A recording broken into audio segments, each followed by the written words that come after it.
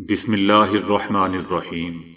السلام علیکم دوستو، دنیا بھر کی خبروں میں آج آپ سنیں گے، لیکن اس سے پہلے اگر ہو سکے تو لائک اور سبسکرائب کا بٹن ضرور دبا لیں۔ شکریہ۔ امریکہ کا کہنا ہے کہ ان کا ملک کسی بھی جارحانہ کارروائی میں ملوث نہیں ہے۔ امریکی وزیر خارجہ انٹونی بلنکن کا کہنا تھا کہ امریکہ کسی بھی جارحانہ کارروائی میں ملوث نہیں ہے، مشرق وسطی میں جاری کشیدگی میں کمی کے لیے کوشش کی حمایت کرتے ہیں۔ امریکی وزیر خارجہ انٹونی بلنکن کا یہ بھی کہنا تھا کہ امریکہ غزہ کے علاقے رفح میں کسی بھی اسرائیلی فوجی آپریشن کی حمایت نہیں کر سکتا۔ ان کا کہنا تھا کہ خطے میں جاری موجودہ کشیدگی کو روکنے کی ضرورت ہے۔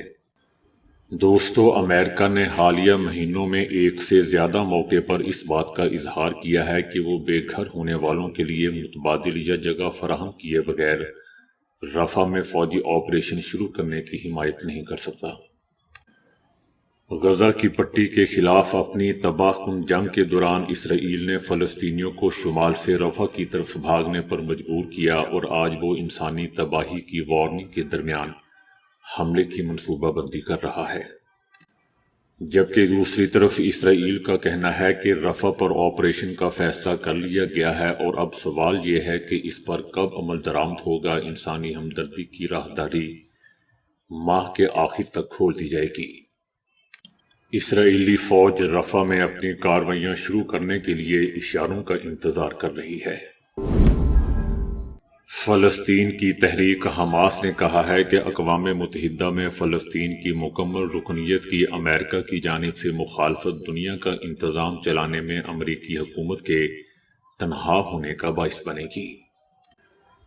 تحریک حماس نے عالمی برادری سے مطالبہ کیا ہے کہ امریکی حکومت کے ارادوں کو ناکام بنانے اور ملت فلسطین کی جدوجہد اور جائز حقوق کی بحالی کے لیے امریکہ پر دباؤ ڈالے۔ تحریک حماس نے فلسطین کی مکمل رکنیت کی امریکہ کی جانب سے مخالفت اور اسے ویٹو کرنے کی شدید ترین الفاظ میں مذمت کی ہے۔ تحریک حماس کے سربراہ اسماعیل ہنیہ نے ترکیہ کے صدر رجب طیب اردوان سے ملاقات کی ہے، جبکہ مشرق وسطی میں کشیدگی عروج پر ہے کیونکہ اسرائیل نے ایران پر مبینہ طور پر حملہ کیا ہے اور غزہ ایک نئے اسرائیلی ظلموں اور تشدد کی تیاری کر رہا ہے۔ دوستو، یاد رہے کہ صدر رجب طیب اردوان نے فلسطینی تنازع میں ثالث کے طور پر قدم جمانے کی کوشش کی، لیکن ناکام رہے، اور وہ حماس کے سربراہ اسماعیل ہنیہ کے ساتھ اپنی ملاقاتوں کے بارے میں بھی محتاط رہے ہیں۔ صدر رجب طیب اردوان نے بدھ کے روز اپنے وزیر خارجہ خاقان فیدان کو دوحہ بھیجا، جو اس بات کا اشارہ ہے کہ وہ مذاکرات میں ایک کردار چاہتے ہیں۔ صدر رجب طیب اردوان نے بدھ کے روز اسماعیل ہنیہ کے آئندہ دورے کا اعلان کرتے ہوئے کہا تھا کہ اگر صرف میں یعنی طیب اردوان ہی باقی رہا، تب بھی جب تک خدا مجھے زندگی دے میں فلسطینی جدوجہد کا دفاع کرتا اور مظلوم فلسطینی عوام کی آواز بنتا رہوں گا۔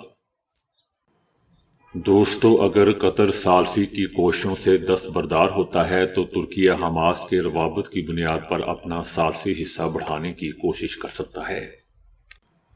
گزشتہ سال ترک صدر رجب طیب اردوان نے اسرائیلی وزیر اعظم نیتن یاہو کو حربوں کو نازی رہنما اور ہٹلر کے حربوں سے تشبیہ دی تھی، اور 7 اکتوبر کو اسرائیل پر حملوں کے بعد حماس کے خلاف کارروائی کی وجہ سے اسرائیل کو تخریب کار ریاست قرار دیا تھا۔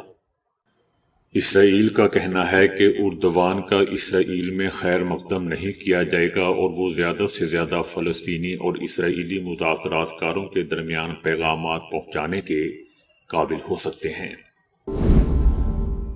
امریکہ نے پاکستان کے میزائل پروگرام کے لیے سامان فراہم کرنے کے الزام میں 4 کمپنیوں پر پابندی عائد کر دی ہے۔ پاکستان کے بیلسٹک میزائل پروگرام کے لیے سامان فراہم کرنے کے الزام میں 3 چینی اور بیلاروس کی 1 کمپنی پر پابندیاں عائد کی ہیں۔ امریکہ کا کہنا ہے کہ 3 چینی اور 1 بیلاروسی کمپنی نے پاکستان کو طویل فاصلے تک مار کرنے والے میزائلوں سمیت بیلسٹک میزائل بنانے میں مدد فراہم کی ہے۔ امریکہ کا یہ بھی کہنا ہے کہ ان کمپنیوں نے بڑے پیمانے پر تباہی پھیلانے والے ہتھیاروں کے پھیلاؤ یا ان کی ترسیل کے لیے پاکستان کو مواد فراہم کرنے میں تعاون کیا ہے، جس سے پاکستان کو جوہری ہتھیاروں کی تیاری، حصول اور نقل و حمل کی کوششوں میں مدد ملی ہے۔ دوستو، یاد رہے کہ اس سے پہلے اکتوبر 2023 میں بھی امریکہ نے پاکستان کو بیلسٹک میزائل پروگرام کے پرزہ جات اور سامان فراہم کرنے کے الزام میں چائنا کی 3 کمپنیوں پر پابندیاں عائد کی تھیں۔ ایک نامعلوم ہیکر گروپ نے غاصب صہیونی فوج IDF کی 18 گیگا بائٹس حجم پر مشتمل کلاسیفائیڈ معلومات چوری کر لی ہیں۔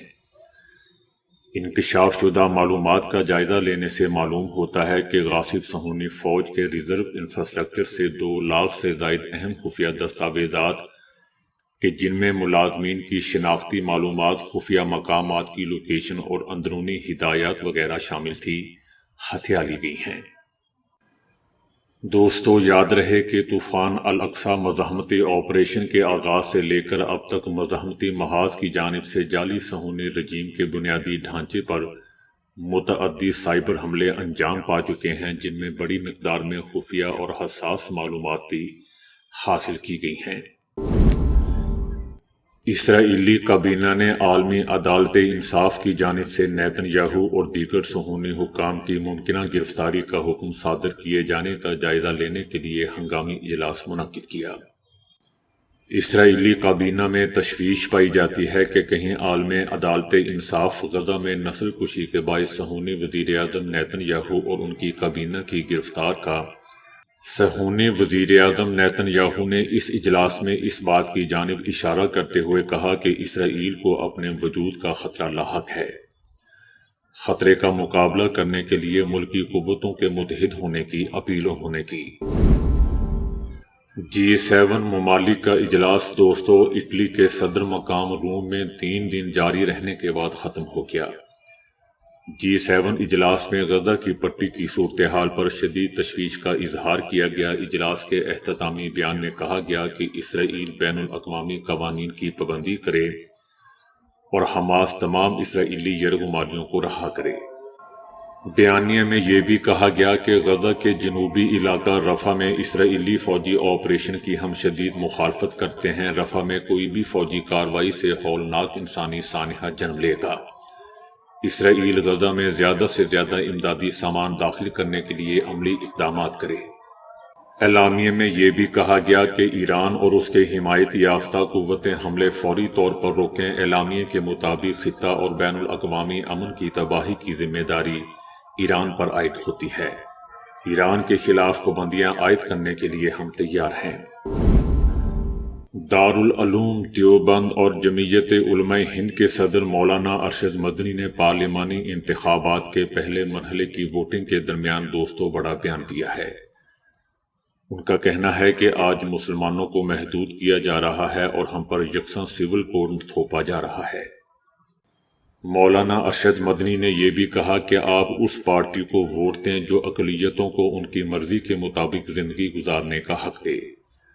ووٹ اس کو دیں جو کہتا ہے کہ ہم مذہبی آزادی دیں گے۔ آج ملک کے مسلمانوں کو محدود کیا جا رہا ہے، ان کے حقوق محفوظ نہیں ہیں، جس کی وجہ سے مسلمانوں کو سب سے زیادہ نقصان ہو رہا ہے۔ کچھ پارٹیوں نے کہا ہے کہ اگر وہ اقتدار میں آئیں تو اقلیتوں کو تنگ نہیں کریں گی، اس لیے ایسی پارٹیوں کی حمایت کریں۔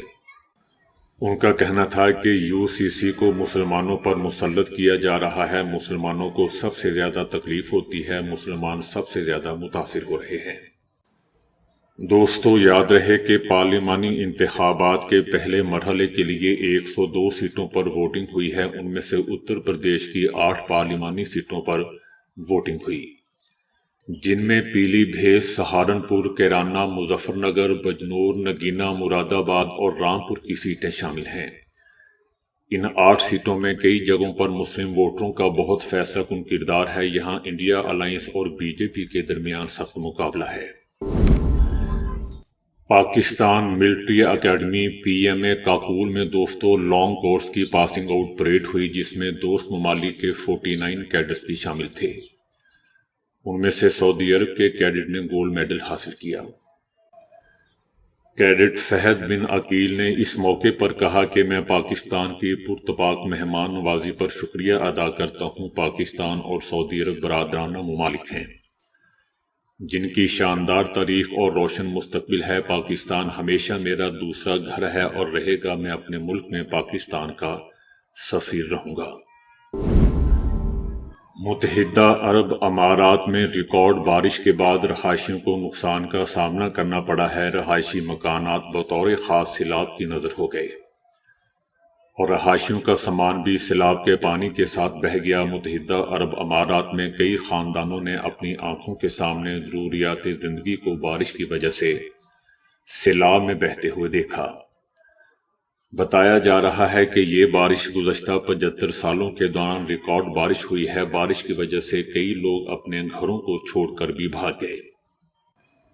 دبئی میں بارشوں کی وجہ سے پیدا ہونے والی صورتحال کے بعد گلیوں میں بھرے ہوئے پانی کی نکاسی کا کام کیا جا رہا ہے اور درختوں اور گاڑیوں کو بھی راستے سے ہٹانے کا سلسلہ جاری ہے۔ اس پس منظر میں دبئی پراپرٹی ڈیولپر نے کہا ہے کہ متاثرہ گھروں کی مرمت کے لیے کوشش کر رہے ہیں۔ متحدہ عرب امارات کے امار پراپرٹیز نے کہا ہے کہ حالیہ بارشوں اور سیلاب کی وجہ سے تباہی کا سامنا کرنے والے گھروں کی مرمت بغیر کسی معاوضے کے کریں گے۔ امار کے بانی محمد البار نے کہا ہے کہ یہ میرے لیے خوشی کا باعث ہے کہ امار کمیونٹی کے رہائشیوں کے گھروں اور عمارتوں کی مرمت کا کام بغیر کسی معاوضے کے کیا جائے گا۔ دوستو، یاد رہے کہ امار پراپرٹیز دبئی پراپرٹی مارکیٹ میں 30% کاروبار رکھتا ہے۔ اس کے علاوہ برج خلیفہ بنانے میں بھی امار پراپرٹیز کا ہی کردار ہے۔ اس کے علاوہ کئی رہائشی کمیونٹی اور شاپنگ سینٹر بھی امار پراپرٹیز کے بنائے ہوئے ہیں۔ ایران کے بعد جمعے کو اسرائیل نے بھی ایران پر محدود میزائل حملہ کیا۔ اس کے ساتھ ایک مرتبہ پھر کشیدگی بڑھنے کے خدشات نمایاں ہوں گی۔ اس حملے کے چند گھنٹے بعد امریکی ارب پتی ایلون مسک نے میزائل کی تصویر کے ساتھ ایک معنی خیز تبصرہ پوسٹ کیا۔ ایلون مسک نے لکھا کہ ہمیں ایک دوسرے کی طرف نہیں بلکہ ستاروں کی طرف میزائل بھیجنے چاہیے۔ مقبوضہ فلسطین کے محصور علاقے غزہ میں 7 اکتوبر 2023 سے جاری اسرائیلی جارحیت کے نتیجے میں دوستوں شہید ہونے والوں کی تعداد 34,000 سے تجاوز کر گئی ہے۔ غزہ کی وزارت صحت کے مطابق گزشتہ 24 گھنٹوں کے دوران غزہ میں اسرائیلی حملوں کی زد میں آ کر 42 افراد شہید ہوئے اور 63 زخمی ہوئے۔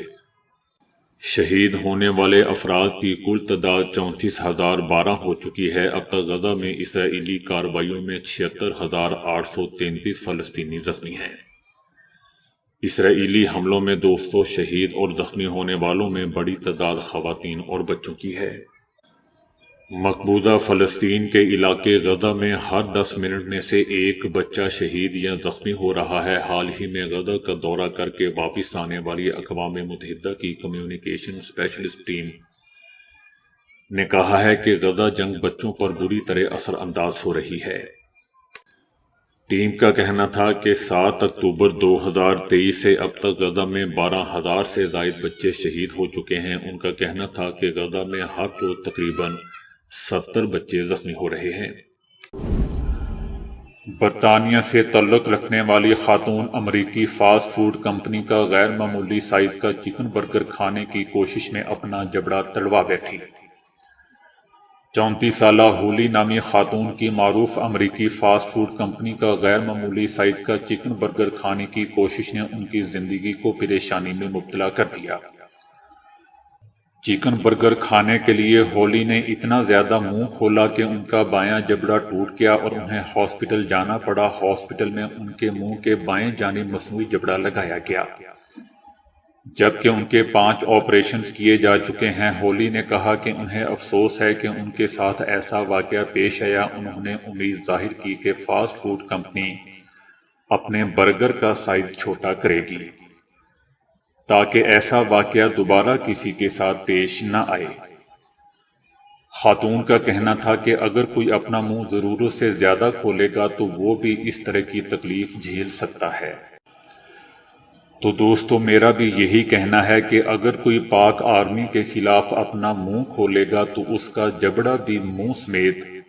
جی ہاں، امریکہ میں 1965 اور 1959 کے دوران ایک آدمی نے کئی لوگوں کو جان سے مار دیا تھا، اور اس کے بعد پولیس اور میڈیا کو کسی خفیہ زبان میں خطوط لکھتا رہا۔ نہ کبھی یہ نامعلوم آدمی پکڑا گیا اور نہ ہی اس کے بھیجے گئے یہ کوڈز کی زبان میں لکھے ہوئے خطوط پڑھے گئے۔ اب پہلی بار کئی ممالک کے ماہرین کی ایک ٹیم اس کا ایک خط پڑھنے میں کامیاب ہو گئی ہے۔ پولیس کے مطابق اس آدمی نے 5 لوگوں کو مارا تھا، تاہم خود اس نے ایک خط میں 37 لوگوں کا اعتراف کر رکھا ہے۔ امریکہ، آسٹریلیا، بیلجیم کے ماہرین کی ٹیم جس خط کو پڑھنے میں کامیاب ہوئی ہے، یہ خط اس نے 1959 میں کرونیکل نامی اخبار کو لکھا تھا۔ اس نے پولیس اور میڈیا کو مخاطب کرتے ہوئے لکھا تھا کہ مجھے امید ہے کہ تم مجھے پکڑنے کی جدوجہد سے لطف اندوز ہو رہے ہوں گے۔ اس خط میں اس نے تمام مقتولین کو اپنا غلام قرار دیا اور لکھا ہے کہ جب میں جنت میں جاؤں گا تو میرے یہ غلام وہاں میری خدمت کریں گے۔ اسی مقصد کے لیے میں نے انہیں پہلے ہی وہاں بھیج دیا ہے۔ یہ خط امریکہ کے اشاروں کی زبان کے ماہر ڈیوڈ، آسٹریلوی ریاضی دان سام بلیک اور بیلجیم کے سافٹ ویئر ڈیولپر جیرل وین نے ڈی کوڈ کیا ہے۔ تو دوستو ابھی کے لیے اتنا ہی۔ ویڈیو کو لائک اور شیئر کرنے کا بہت بہت شکریہ۔